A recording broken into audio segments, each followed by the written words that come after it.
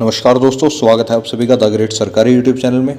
दोस्तों आज बात करने वाले हैं यूपीएसआई मेडिकल के बारे में कि यूपीएसआई मेडिकल में आपका क्या क्या चेक होता है, फुल बॉडी चेकअप में क्या क्या चेक किया जाता है, शरीर के कौन कौन से अंगों की जांच की जाती है, कौन कौन सी चीज़ें इसमें अलाउ होती हैं, कौन कौन सी चीज़ें इसमें अलाउ नहीं होती बिल्कुल भी। आज उन सभी चीज़ों के ऊपर बात करेंगे, तो ध्यान से वीडियो को पूरी देखना। वैसे यूपीएसआई मेडिकल के ऊपर एक वीडियो मैंने बहुत पहले बनाई थी, लेकिन तब से अब तक बहुत से कैंडिडेट्स ऐसे हैं जो हमारे साथ नए जुड़ चुके हैं, तो इसलिए एक बार फिर से इस जानकारी को दोहराना जरूरी था। तो इसलिए आप सभी के लिए दोबारा से इस वीडियो के माध्यम से मैं सूचित करने जा रहा हूँ। जैसा कि मेडिकल 2016 वाली भर्ती का हुआ था, यूपीएसआई 2016 वाली भर्ती का same to same process wise आपको बिल्कुल स्टेप वाइज सब कुछ चीज़ें बताता चलूँगा। बिल्कुल सेम टू सेम आपके साथ भी वही होना है वहाँ पर जाके, चाहे आप देख लेना। आपको वीडियो अच्छी लगे तो इसको लाइक जरूर कर देना बस, ठीक है ना। तो चलिए शुरू करते हैं। तो भाई सबसे पहली बात तो ये है कि आपको स्ट्रेस तो बिल्कुल नहीं लेना। अभी से स्ट्रेस को छोड़ दो, क्योंकि बहुत ही आसान मेडिकल होता है। कोई ऐसा ज़्यादा टिपिकल मेडिकल नहीं होने वाला है वहाँ पे। बहुत ज़्यादा आसान मेडिकल होता है, सही बता रहा हूँ, बात मानो, ठीक है। सभी का पास हो जाएगा, लगभग सभी का। जो इसमें मेजर प्रॉब्लम आती है वे चीज़ आपको यहाँ पे डिस्कस करूँगा आज, और उन मेजर प्रॉब्लम को भी ठीक करने का उपाय है। ऐसा नहीं है, क्योंकि अभी आपका मेडिकल डेट अभी तक अनाउंस नहीं हुई है, उससे पहले आपकी फाइनल कट ऑफ जारी होगी, तब जाकर आपका मेडिकल होगा, ठीक है। तो चलिए शुरू करते हैं। और सबसे पहली बात क्लियर कर दूं, आपके यदि हाथ पैर आँख नाक कान मुंह ये सब कुछ सही है ना, तो आपका मेडिकल आराम से क्लियर हो जाएगा। कोई इसमें दिक्कत लेने वाली बात नहीं है। ये बिल्कुल वो उस टाइप का आर्मी के जैसा मेडिकल नहीं होता कि वहाँ पे बिल्कुल छोटी छोटी चीज़ें भी नोटिस की जाती हैं। यहाँ पे ऐसा कुछ नहीं है। यहाँ पे आपके हाथ पैर मुंह सलामत होने चाहिए, चाहे आपके दांत भी पूरे ना हो, तब भी आपका मेडिकल क्लियर हो जाता है। इसमें पुलिस भर्ती में बता रहा हूँ मैं आपको, ठीक है। तो बताता हूँ चलो आपको स्टेप वाइज क्या क्या इसमें देखा जाता है। अब जैसे ही आप सबसे पहले मेडिकल सेंटर में जाएंगे अंदर, तो वहाँ पे लाइन लगी होगी। तो जब आप अंदर जाएंगे तो वहाँ पे आपकी हाइट और चेस्ट दोबारा से फिर से नपेगी। एक बार तो आपकी डीवीपीएसटी के टाइम और फिजिकल के टाइम नपी होगी, फिजिकल के टाइम ही नपी होगी, और एक बार फिर से मेडिकल में नपेगी हाइट और चेस्ट दोबारा से। तो दिक्कत लेने वाली कोई बात नहीं है। जिसकी वहाँ क्लियर हुई थी उसकी यहाँ भी ऑटोमेटिकली क्लियर होगी, इसमें कोई बड़ी बात नहीं है, ठीक है ना। क्योंकि भाई ये प्रोसेस है कि मेडिकल में हाइट और चेस्ट दोबारा से नपती है। हर बार ऐसा ही हुआ है। यूपी कांस्टेबल में भी ऐसा ही हुआ है, और यूपीएसआई 2016 वाली भर्ती में भी ऐसा ही हुआ है। आप लोग किसी से भी पूछ सकते हो चाहे, ठीक है ना। और हाइट और चेस्ट नपने के बाद आपके जो है घुटनों की, पैरों की जांच की जाती है। पैरों की जांच कैसे होती है, कैसे वे लोग चेक करते हैं, क्या क्या चीज़ वे चेक करते हैं, वो आपको आगे इसी वीडियो में बताऊंगा। अभी फिलहाल आपको एक मोटा मोटा ओवरव्यू दे देता हूँ कि क्या क्या पॉइंट इस वीडियो में डिस्कस करूंगा, ठीक है। अब जब आपकी जैसा कि पैरों की जांच हो जाएगी, पैरों की जांच होने के बाद आपको आंखों की जांच के लिए भेजा जाएगा। मतलब भेजा कहीं और नहीं जाएगा, वहीं पे एक सेंटर होगा, मतलब दूसरी सीट पे भेजा जाएगा, वहीं आपकी आंखों की जांच कर ली जाएगी। आंखों में कुछ ज़्यादा नहीं, बस ये देखा जाता है कि एक बुक आपके सामने रख देंगे। उसमें जैसा आपने देखा होगा, आंखों के डॉक्टर के पास जब जाते हो तो सामने एक बोर्ड सा लगा रहता है। उसमें मोटे मोटे अक्षर भी रहते हैं, कुछ पतले अक्षर भी रहते हैं, फिर उससे पतले भी अक्षर रहते हैं। तो सेम इसी टाइप का एक चार्ट सा आपके सामने होगा, और उस बुक में से आपको पढ़ के बताना होगा कि वे लोग जौन सा भी अक्षर पे हाथ रखें कि बताओ भाई ये क्या लिखा हुआ है, ये क्या लिखा हुआ है। फिर एक दूसरी जांच होती है आंखों की, जिसे कलर ब्लाइंडनेस बोला जाता है। उसमें कई सारे बिंदु से आपको दिखाई देंगे। बिंदु बिंदु के बीच में एक अक्षर बना होगा कोई भी। अगर आपने उस अक्षर को, क्योंकि वो अक्षर एक स्पेशल कलर से लिखा होगा, वो आपको उस बिंदुओं में से पहचानना होगा। अगर आपने उस अक्षर को पहचान दिया, यानी कि आपको कलर ब्लाइंडनेस की समस्या नहीं है, आप बिल्कुल ठीक हो, कोई दिक्कत वाली बात नहीं है। हाँ, एक बात क्लियर कर देता हूँ, कलर ब्लाइंडनेस जिसको भी है वो पुलिस भर्ती की तैयारी ना करे, क्योंकि फोर्सेस में कलर ब्लाइंडनेस वाले को नहीं लिया जाता, कभी नहीं लिया जाता भाई।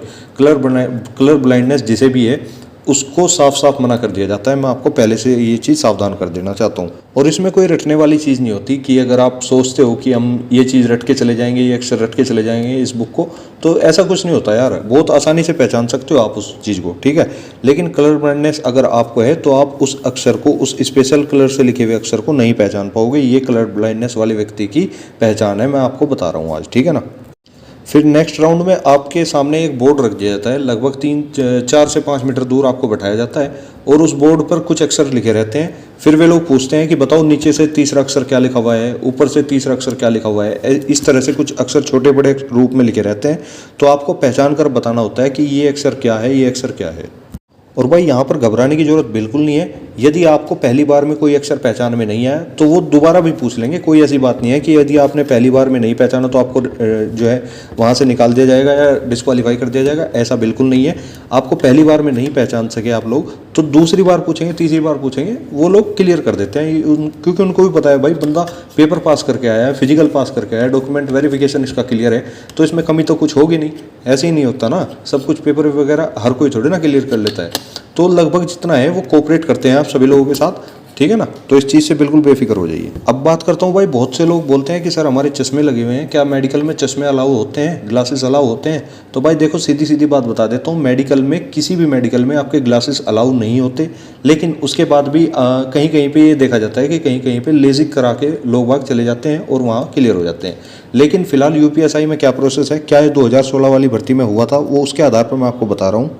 और ये सलाह केवल उन्हीं लोगों के लिए है जो लोग सोचते हैं कि सर मेडिकल में अगर हमारे चश्मे लगे हुए हैं तो हम क्या लेजिक ऑपरेशन करा सकते हैं, क्योंकि ज़्यादा बड़ा ऑपरेशन होता नहीं है, आधे घंटे का ऑपरेशन होता है, एक दिन में आप लोग बिल्कुल ठीक हो जाते हो लेजिक करा के, ठीक है। लेकिन मेरी सलाह यही है आप सभी लोगों से, पहले अपनी फाइनल कट ऑफ आ जाने दो, उसके बाद आप लोग लेजिक जो है अपने जो सलाहकार डॉक्टर हैं उनसे पूछ के आप लोग करा सकते हो। लेकिन फाइनल कट ऑफ से पहले लेजिक मत कराना, कोई फ़ायदा नहीं होगा, ठीक है ना।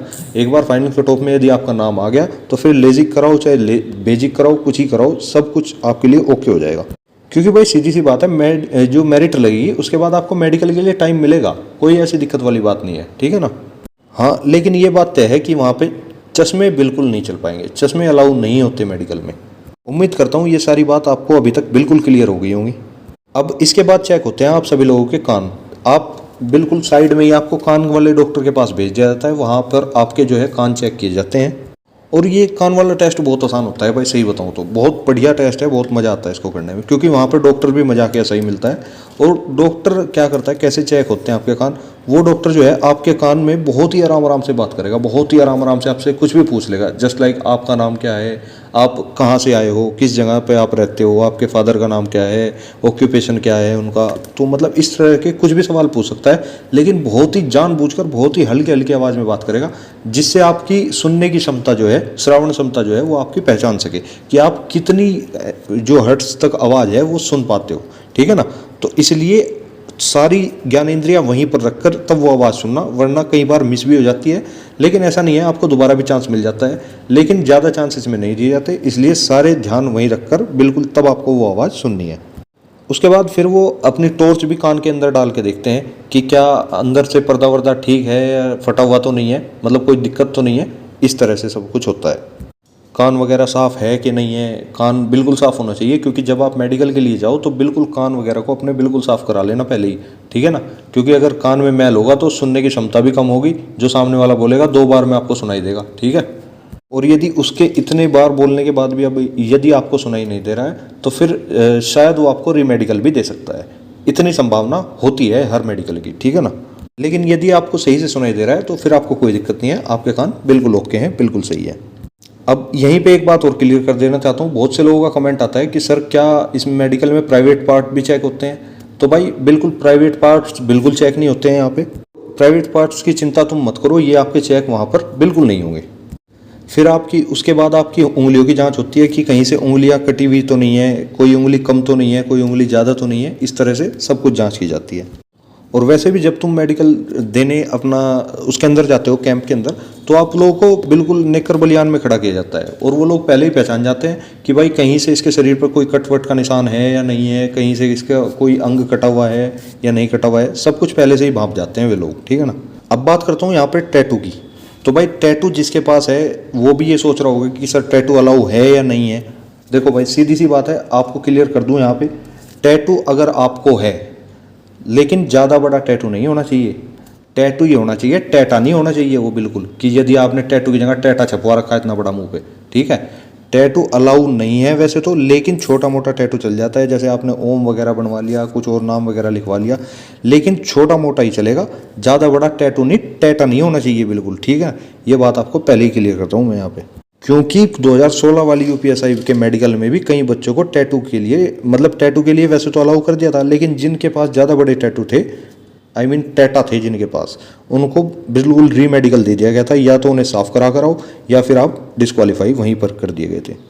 दूसरी बात, आपके शरीर का कोई भी अंग छिन्न भिन्न नहीं होना चाहिए, यानी कि आपका शरीर का कोई भी भाग जो है कटा हुआ या अलग अलग नहीं होना चाहिए, बिल्कुल हड्डी वगैरह सब कुछ चीज़ प्रॉपर रूप में, जैसा कि स्केलेटल होता है, कंकाल तंत्र होता है, उसी शेप में आपका शरीर बिल्कुल होना चाहिए। कहीं से कोई जला हुआ है, कोई अंग, कोई हाथ वगैरह कहीं से जले हुए का निशान है, कोई कटे हुए का निशान है, इनसे कोई दिक्कत नहीं है, लेकिन ज़्यादा अति नहीं होना चाहिए, ठीक है। ये बात आपको मैं बता रहा हूँ यहाँ पे। अब इसके बाद बात करूँ अगर पैरों की, तो पैरों पे जब वो चेकिंग करने आएंगे तो तुम्हें पंजों पर खड़ा कर देंगे। जब तुम पंजों पर खड़े हो जाओगे तो तुम्हारी एडी के ऊपर का भाग, जिसे पिंडलियाँ बोलते हैं, वो बिल्कुल सख्त होनी चाहिए। वो देखते हैं किसी की पिंडली ढीली तो नहीं है, किसी की टाइट तो नहीं है, मतलब ये सब चीज़ चेक करते हैं। और इसमें चेक वे लोग ये करते हैं मेन रूप से कि आपकी बहुत सी नस जो है, जब पंजों पर खड़े होते हो तो आपकी बहुत सी नस ऐसी होती हैं जो बिल्कुल बाहरी रूप से खड़ी हो जाती हैं।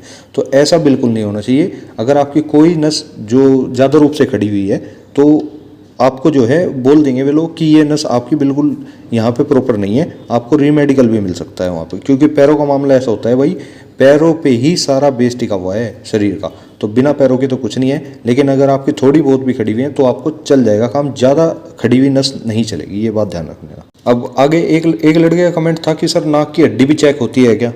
तो भाई आपको बता दूं कि नाक की हड्डी कोई चेक नहीं होती है, बिल्कुल बेफिक्र रहो।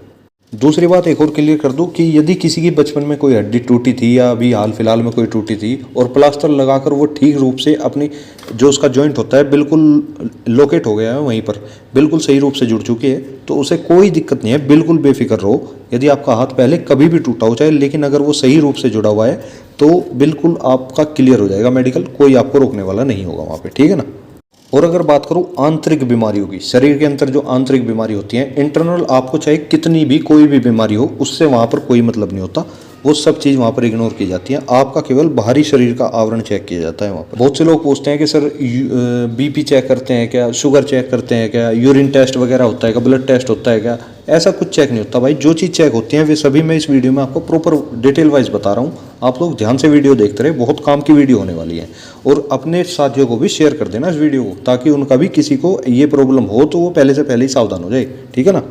अगली बात अगर करूँ टीथ की, तो बहुत से लोग पूछते हैं कि सर टीथ भी चेक होते हैं, दांत मेरा एक दांत टूटा हुआ है, मेरा 2 दांत टूटे हुए हैं, या मेरे साइड के 2 दांत निकले हुए हैं, तो भाई उससे कोई दिक्कत नहीं है, क्योंकि वहाँ पर टीथ जो है नाम मात्र के ही चेक किए जाते हैं। और सही बताऊँ ना तो कहीं कहीं पे चेक भी नहीं किए जाते टीथ तो।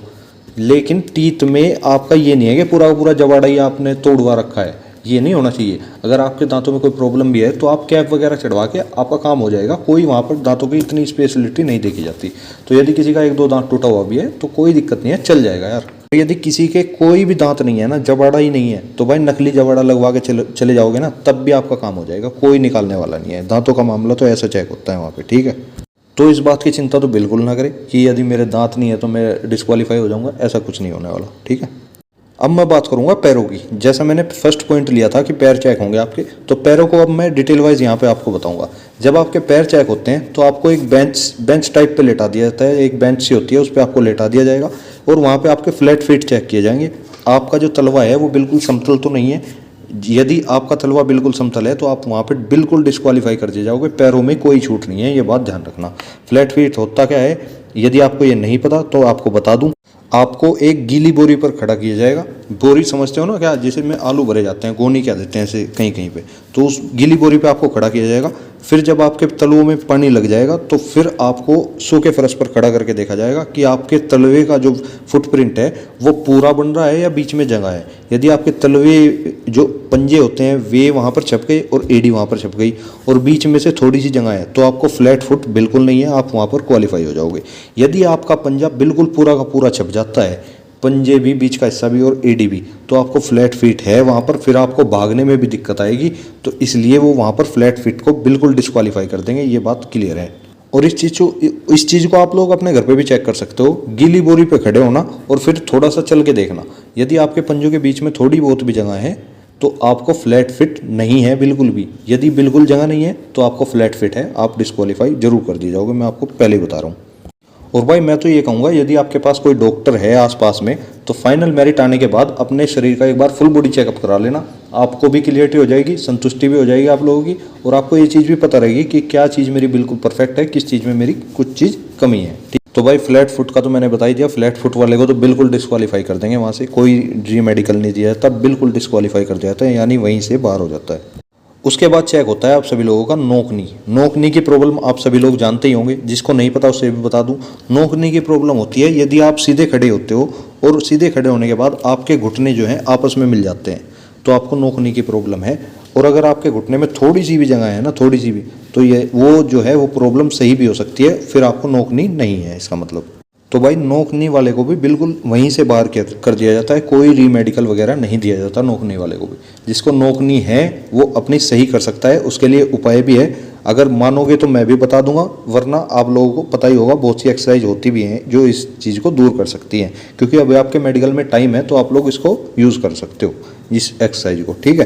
कहोगे कमेंट में बता देना, अगर एक्सरसाइज चाहिए होगी नोकनी की तो मैं बता दूंगा आप लोगों को। और साथ ही आपको बता दूं, जब नोकनी चेक हो जाते हैं उसी के साथ आपके हाथ भी चेक किए जाते हैं। हाथ मतलब कैसे, आपके दोनों हाथों को पहले सीधा फैलवा दिया जाएगा अपनी ओर। तो आप सामने की ओर जब हाथ फैलाओगे तो आपकी कोहनी चेक की जाएंगी, क्या कोहनी आपकी जो है आपस में मिल रही है। यदि आपकी कोहनी आपस में मिल रही हैं तो आपको फिर वहाँ से बिल्कुल डिस्क्वालीफाई कर दिया जाएगा।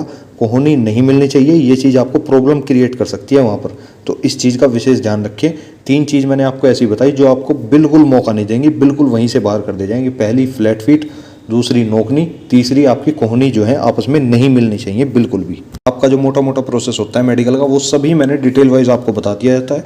इससे ज़्यादा कुछ भी चेक वहाँ पे आपका नहीं होगा, ये बात लिख के ले लेना श्योर हूँ मैं। क्योंकि 2016 वाली भर्ती में 2 दोस्त मेरे भी गए हुए हैं, तो उनका ये सभी कुछ चेक हुआ था। उनसे डिटेल वाइज बात करके ही मैंने आपके सामने ये जानकारी प्रस्तुत की है। अभी तो आपके पास टाइम है, क्योंकि अभी आपकी फाइनल मेरिट भी आनी है। फाइनल मेरिट के आने के बाद भी आपको मेडिकल के लिए समय दिया जाएगा। तो इसलिए अभी से यदि किसी को कोई प्रॉब्लम है, नोकनी, फ्लैट फुट का तो मुझे लगता नहीं कुछ हो, लेकिन एक्सरसाइज होती है, देख लेना यूट्यूब पे, कुछ ना कुछ तो मिलेगा ही। नोकनी वगैरह तो बिल्कुल सही हो सकती हैं। और दांत वांत का तो ऐसा ही है, कोई ज़्यादा चेक होते नहीं। टैटू अपने क्लियर करवा लेना, टैटा नहीं होना चाहिए, टैटू ही होना चाहिए, ठीक है। और भाई पहले ही सावधान कर देना चाहता हूँ कि मेडिकल में सावधानी बरत के जाना। अपने कान, नाक, आँख, कान वगैरह सब कुछ साफ करवा लेना पहले ही, क्योंकि अगर वहाँ पे दिक्कत हुई तो आपको जो है कठिनाई का सामना करना पड़ सकता है। बिल्कुल अपने टीथ वगैरह सब कुछ साफ करके जाना। और प्राइवेट पार्ट्स का मैंने बता ही दिया, कोई प्राइवेट पार्ट्स किसी का भी चेक नहीं होता। इस बात से बिल्कुल बेफिक्र हो जाओ कि प्राइवेट पार्ट चेक होगा, बिल्कुल चेक नहीं होगा। और मेडिकल चेकअप के लिए जाने से पहले ही आपका फॉर्म वॉर्म पे साइन वगैरह करवाए जाएंगे, फोटो वगैरह पेस्ट होगा, आपके थंब वगैरह लिए जाएंगे। सब जो डॉक्यूमेंटेशन होती है वो सब कुछ पहले ही हो जाएगी आपकी, उससे बेफिक्र हो, कोई दिक्कत वाली बात नहीं है। आसान मेडिकल है, आसान, आराम से जाओ, बेफिक्र हो गए, ठीक है। और तो इससे मुझे लगता नहीं कुछ हो। नाखून वगैरह तो किसी के चेक नहीं होते, नाखून वगैरह की दिक्कत मत लो तुम लोग। मैंने आपको इस वीडियो में सब कुछ चीज़ डिटेल वाइज बताई दी है। आंखें, नाक, कान, टैटू, दांत, नोकनी, फ्लैट फुट, कलर ब्लाइंडनेस वगैरह जो मोटी मोटी बेहतरीन तरीके से सब कुछ चीज़ समझा दिया है आपको मैंने। बाकी और कुछ चेक नहीं होगा, बिल्कुल बेफिक्र होकर मेडिकल देने जाओ। एक बार मेडिकल तो दे के आओ, फिर तो बल्ले बल्ले ही है। तो भाई बस इस वीडियो में यही सब कुछ था। डिटेल वाइज आपको सब कुछ क्लियर कर ही दिया मैंने। तो होप करूँगा आप सभी लोगों को समझ में सब कुछ चीज़ें आ गई होंगी और बढ़िया तरीके से मेडिकल देगा हो यार, कोई दिक्कत वाली बात नहीं है। बाकी मिलेंगे फिर नेक्स्ट वीडियो में, तब तक के लिए चैनल को सब्सक्राइब कर लेना, वीडियो को शेयर कर देना और लाइक कर देना। थैंक यू, जय हिंद, जय भारत।